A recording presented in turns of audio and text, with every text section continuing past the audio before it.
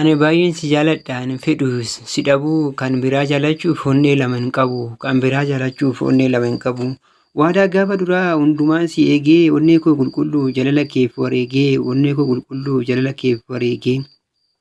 Ati immoo ati immoo jalalan siif qabu qoosatti lakkoofte gola onnee koo keessaa jalala kee haxoofte gola onnee koo keessaa jalala kee haxoofte. Yaadni kee na jeeqee gaafa haalli cimte sin barbaadu yoom naan jettee natti himtee sin barbaadu naan jettee yoom natti himtee. Egaa otoon siif dhiphadhu halkan guyyaa ciisee otoon si jaaladhuun siif dhiisee si dhiise odoon si jaaladhuun siif dhiisee si dhiise. Jaalalli onnee na qabate kormaan cimee na tammaate. Onnee koo maaliif na bu'uusa guyyaanu guyyaa ol kaasa. Onnee koo maaliif micciira guyyaanu guyyaa jijjiira. Osoo akka onneen koo si jaalattuuti.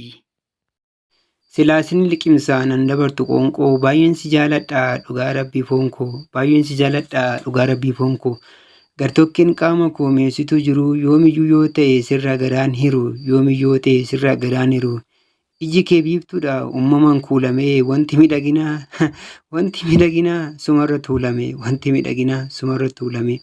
Nyaarri kee gobbaadha funyaan kee immoo qara addeenyi ilkaan keetii naraa sagaraa addeenyi ilkaan keetii naraa sagaraa.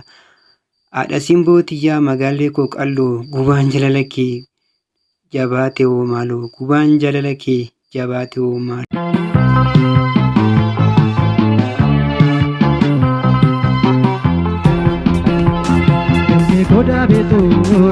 Koda betura, kun kun yoona yoona.